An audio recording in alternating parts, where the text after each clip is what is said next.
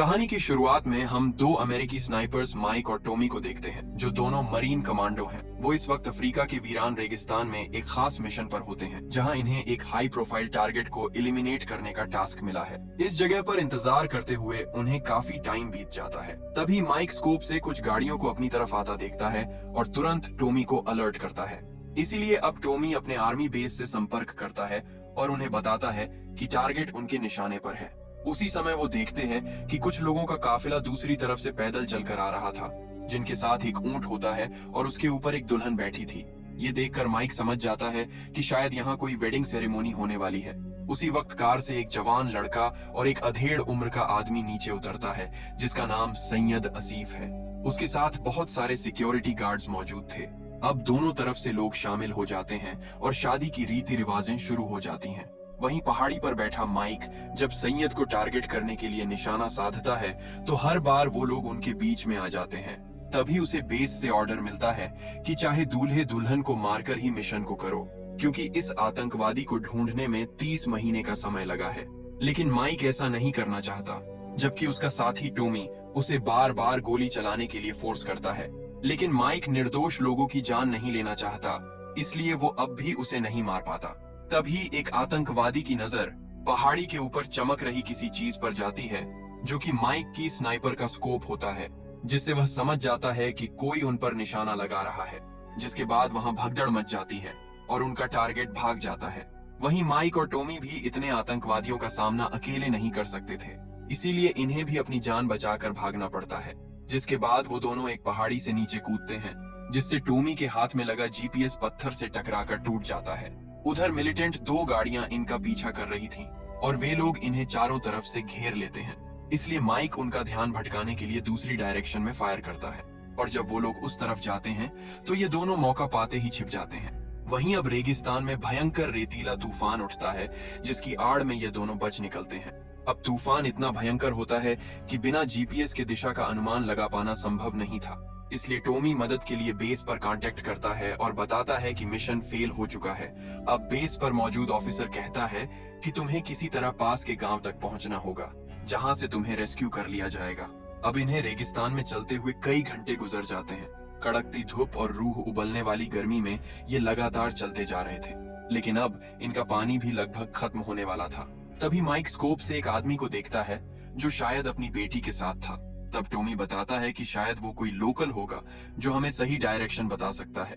जिसके बाद यह दोनों उस दिशा में आगे बढ़ते हैं। तभी माइक को रेत में पड़ी हुई एक प्लेट मिलती है, जिस पर खतरे का निशान बना हुआ था।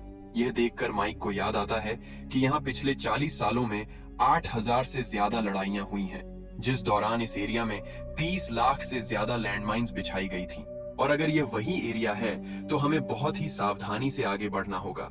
लेकिन टोमी माइक की बात को इग्नोर करते हुए लापरवाही के साथ आगे बढ़ रहा था और तभी अचानक उसका पैर एक लैंड माइन के ऊपर पड़ता है, जिसके फटने से तेज धमाका होता है और टोमी जख्मी हो जाता है। फिर जैसे ही माइक उसकी मदद के लिए कदम बढ़ाता है तो नीचे से क्लिक की आवाज आती है और माइक उसी जगह रुक जाता है, क्योंकि अगर उसने कदम बढ़ाया तो शायद माइन के फटने से उसकी भी जान जा सकती है।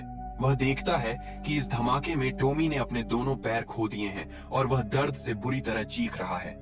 माइक कहता है कि मदद के लिए मैं तुम्हारे पास नहीं आ सकता, इसीलिए तुम्हें किसी तरह रेडियो से मदद बुलानी होगी। फिर टोमी अपने दर्द को कम करने के लिए मोर्फिन के 2 इंजेक्शन लगाता है और जैसे तैसे करके रेडियो तक पहुंचता है। लेकिन जब वो अपने बेस से कांटेक्ट करने की कोशिश करता है तो उसे कोई सिग्नल नहीं मिलता है और मदद की आखिरी उम्मीद भी टूट जाती है। अब जिंदा बचने का केवल एक ही रास्ता बचा था कि किसी भी तरह इन्हें गांव तक पहुंचना होगा। टोमी के दर्द को देखकर माइक कहता है कि मैं अपना पैर माइन से हटा लेता हूँ। ये लैंड माइन्स काफी पुरानी है, इसलिए हो सकता है कि जंग लगने के कारण ये ना फटे। लेकिन टोमी नहीं चाहता था कि माइक इतना बड़ा रिस्क उठाए। वो कहता है कि तुम्हें जिंदा रहना होगा और मेरी पत्नी से कह देना कि मैं उसे प्यार करता हूँ। जिसके बाद वह खुद को सूट कर लेता है। ये देखकर माइक बहुत दुखी हो जाता है और क्योंकि वो चाहकर भी अपने साथी को नहीं बचा पाया, फिर वह किसी तरह खुद को शांत करता है और इस मुसीबत से पीछा छुड़ाने के उपाय सोचने लगता है। तभी उसकी नजर टोमी के बैग में रखे रेडियो पर जाती है, जिसकी मदद से बेस पर संपर्क करके मदद बुलाई जा सकती थी। लेकिन यह बैग माइक की पहुंच से दूर होता है, जिसे नजदीक लाने के लिए वह अपने जूते की रस्सी का इस्तेमाल करता है और उसे एक छोटी कुल्हाड़ी से बांधकर बैग खींचने की कोशिश करता है। जब बैग उसके नजदीक आ जाता है तो वह देखता है कि रेडियो ऑन नहीं हो रहा, क्योंकि रेडियो की बैटरीज टॉमी की पॉकेट में होती है, जो माइक की पहुंच से काफी दूर था। फिर वह बैग से एक छोटा सोलर चार्जर निकालता है, जो कुछ देर में रेडियो को चार्ज कर सकता था, लेकिन इसके लिए उसे थोड़ा इंतजार करना होगा।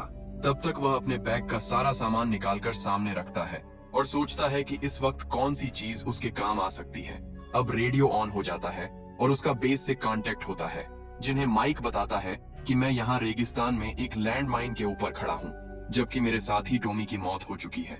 लेकिन ऑफिसर पहले मिशन के बारे में पूछता है। माइक बताता है कि मिशन फेल हो चुका है।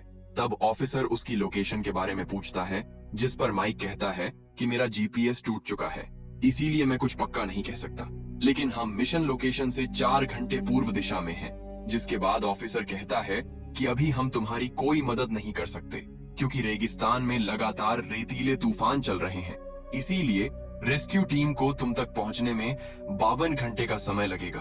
तब तक किसी तरह तुम्हें खुद को जिंदा रखना होगा। ये सुनकर माइक कहता है कि मैं 52 घंटे तक इस तरह रेगिस्तान में सरवाइव नहीं कर सकता। मेरा खाना और पानी भी लगभग खत्म हो चुका है, इसीलिए मुझे तुरंत मदद चाहिए। लेकिन ये ऑफिसर कंफर्म करता है कि अगले 52 घंटे में रेस्क्यू टीम तुम्हारे पास पहुंच जाएगी और तुम्हें सिग्नल देकर उन्हें अपनी लोकेशन बतानी होगी। अब रेडियो का सिग्नल टूट जाता है और माइक अपनी घड़ी में 52 घंटे का टाइमर सेट कर लेता है। तभी माइक देखता है कि रेगिस्तान में एक बार फिर विशाल रेतीला तूफान उठ रहा है, जिसके बाद वह तुरंत सारा सामान समेटकर चेहरे को कपड़े से ढक लेता है और अपनी गन और चाकू के सपोर्ट से तूफान में डटे रहने की कोशिश करता है। इसी तरह उसे कई घंटे डटे रहना पड़ता है। हालांकि उसके लिए अपने पैर को स्थिर रखना काफी मुश्किल था, लेकिन जब बात जान की थी तो उसके पास दूसरा कोई बहाना नहीं था। फिर जब कई घंटे बाद तूफान शांत हो जाता है तो वो देखता है कि उसके ऊपर बहुत सारी रेत इकट्ठा हो गई है, जिसे हटाने के बाद उसकी नजर टॉमी की बॉडी पर जाती है, जो तूफान में खिसक कर माइक के नजदीक आ चुकी थी। फिर माइक उसकी पॉकेट से बैटरीज निकालता है, जहां पर उसे टॉमी के परिवार की तस्वीर भी मिलती है, जिसे देखकर वह वापस उसी की पॉकेट में रख देता है। लेकिन तभी वह देखता है कि जिस बैग के अंदर रेडियो था वो आंधी में उड़कर दूर चला गया है, यानी कि माइक के पास अब बैटरीज तो थी लेकिन रेडियो नहीं था। यह देखकर माइक को अपनी किस्मत पर हंसी आ जाती है। अब इस पोजीशन में बैठे हुए उसे कई घंटे बीत जाते हैं। रेगिस्तान की तपती धूप में प्यास के कारण अब उसका सारा पानी खत्म हो जाता है, इसीलिए धीरे धीरे उसके सब्र का बांध टूटता जा रहा था और वह हवा में कई राउंड फायर करके मदद बुलाने के लिए चिल्लाने लगता है। लेकिन इस वीरान रेगिस्तान में उसकी आवाज सुनने वाला कोई नहीं था। इंसान तो दूर की बात है, यहाँ पर कोई जानवर भी नहीं दिख रहा था। फिर वह खुद को सूट करने की कोशिश भी करता है, लेकिन तभी उसे अपने साथी की कही बात याद आती है और फिर वह शांत हो जाता है। तभी अचानक वह देखता है कि एक आदमी उसके नजदीक आ रहा है, लेकिन सीधे चलकर नहीं बल्कि जिग जैग मोशन में इधर उधर चलते हुए। माइक को लगता है कि शायद वह कोई मिलिटेंट होगा, इसीलिए वह उस पर गन तान देता है और कहता है कि यहाँ माइंस बिछी हुई हैं, इसीलिए जहाँ हो वहीं रुक जाओ। लेकिन थोड़ी ही देर में क्लियर हो जाता है कि वह कोई मिलिटेंट नहीं है। फिर यह आदमी जिग जैग मोशन में चलकर माइक के नजदीक आता है और पूछता है कि आखिर तुम यहाँ फंसे क्यों हो, तुम्हें अपने परिवार के साथ होना चाहिए। जिसके बाद माइक उसे पूरी बात बताता है कि कैसे उसका साथी ब्लास्ट में मारा जा चुका है और वह खुद भी एक माइन के ऊपर खड़ा है। यह आदमी कहता है कि तुम्हें अपने दोस्त के बारे में ना सोचकर खुद के बारे में सोचना चाहिए और अगला कदम बढ़ाना चाहिए। लेकिन माइक को यह आदमी पागल लगता है, क्योंकि उसे डर है कि अगर उसने कदम बढ़ाया तो माइन फट जाएगी और वो मारा जाएगा। इसीलिए वह इस आदमी से कहता है कि मुझे वह रेडियो चाहिए ताकि मैं अपने बेस से संपर्क करके मदद बुला सकूं। लेकिन वो माइक को रेडियो लाकर नहीं देता और उसकी पानी की बोतल लेकर यहाँ से चला जाता है। अब उसके जाने के कई घंटे बाद माइक देखता है कि एक छोटी सी बच्ची जिगजैग मोशन में दौड़ती हुई उसके पास आ रही है। दरअसल यह लड़की उस आदमी की बेटी होती है जो गांव से माइक के लिए पानी लाई थी। फिर पानी पीकर माइक चैन की सांस लेता है और तभी यह लड़की माइक को वैसा ही सोल्जर फिगर दिखाती है जैसा माइक के पास था और माइक अपना टॉय इस बच्ची को दे देता है। फिर यह बच्ची इशारे से उसे समझाने की कोशिश करती है कि उसे यहाँ से चलना चाहिए, लेकिन माइक ऐसा नहीं करता और उस बच्ची से रेडियो लाने के लिए कहता है। लेकिन यह लड़की भी उसकी बात को अनसुना करके यहाँ से चली जाती है। अब शाम भी होने वाली थी और माइक हताश भरी नजरों से अपनी घड़ी की ओर देखता है, जिसमें मदद आने में अभी 38 घंटे बाकी थे। इसीलिए अंधेरा होने से पहले वो आग जलाता है और अपने फोन में वाइफ की वीडियो देखने लगता है। जिसे देखकर वह काफी इमोशनल हो जाता है।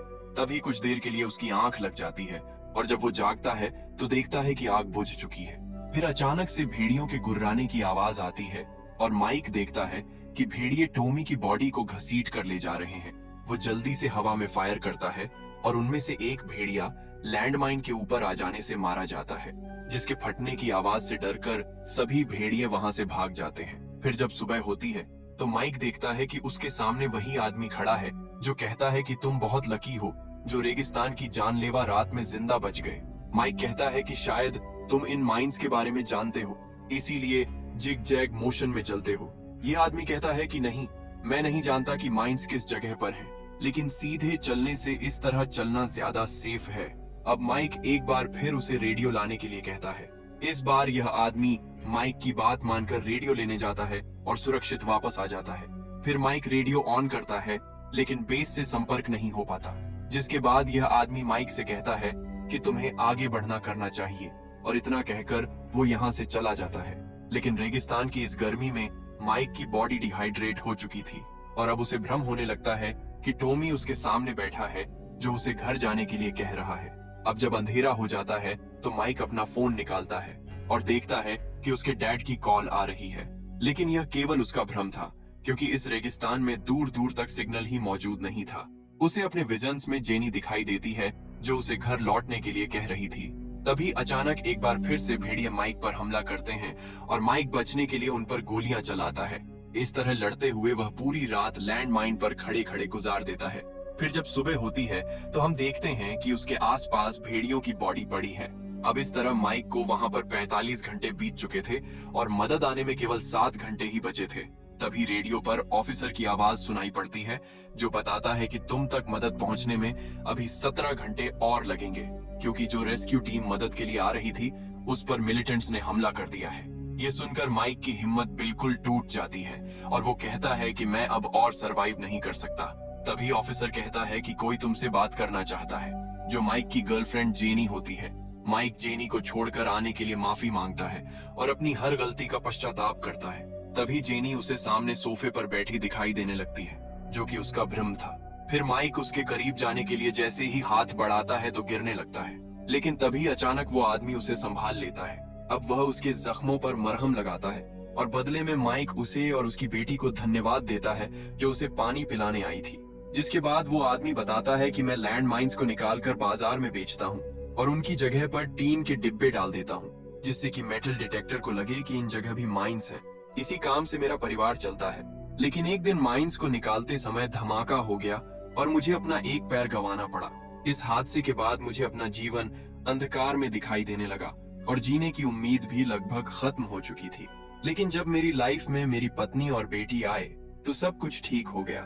मेरी बेटी जो तुम्हें पानी पिलाने आई थी हादसे के वक्त, वह भी उस समय मेरे साथ थी जिसकी उस धमाके में जान चली गई। लेकिन मुझे खुशी है कि वह तुम्हारे पास आई।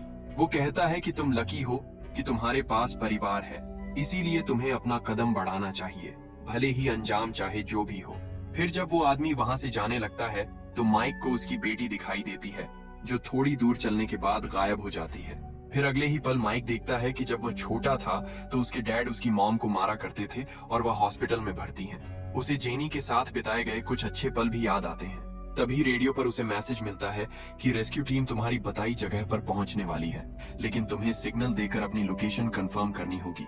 फिर माइक अपने नजदीक पड़ी फ्लेयर गन उठाता है और इससे पहले कि वह सिग्नल दे पाता, मिलिटेंट्स उस पर फायर कर देते हैं, जिनमें से एक गोली लैंडमाइन पर आकर लगती है, जिसके फटने से माइक के हाथ से फ्लेयर गन छूट जाती है। तभी माइक अपने चारों ओर गोलियां चलाता है। माइन के फटने से उसके आसपास धूल का गुब्बार बन जाता है, जिसके बाद माइक अपनी स्नाइपर से उन दोनों मिलिटेंट्स को मार गिराता है। उधर रेस्क्यू टीम लगातार उसकी तलाश कर रही थी, लेकिन माइक उन्हें कहीं दिखाई नहीं दे रहा था।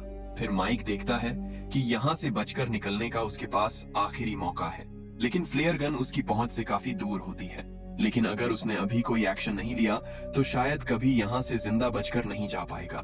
जिसके बाद वह किसी तरह हिम्मत जुटाकर अपना अगला कदम बढ़ाता है और देखता है कि यहाँ कोई धमाका नहीं हुआ। फिर माइक जब रेत हटाकर देखता है तो वहाँ एक टीन का डब्बा होता है, जिसके अंदर टॉय सोल्जर रखा हुआ था। फिर उसे आदमी की कही बात याद आती है कि कैसे वह और उसकी बेटी लैंड माइंस की जगह टिन के डिब्बे रख दिया करते थे, जिसके बाद वह बेसुध होकर जमीन पर गिर जाता है और रोने लगता है। उसे अब खुशी से ज्यादा पश्चाताप हो रहा था, क्योंकि अगर वह उसी समय अपना अगला कदम बढ़ा देता तो शायद उसके दोस्त टॉमी की जान बच जाती। फिर वह फ्लेयर गन जलाकर सिग्नल देता है, जिसके कुछ समय बाद रेस्क्यू टीम उसे लेने पहुंच जाती है। फिर आखिर में दिखाया जाता है कि माइक सुरक्षित अपने देश लौट आया है और उसके गले में वह टॉय सोल्जर होता है जो उसे रेगिस्तान में मिला था।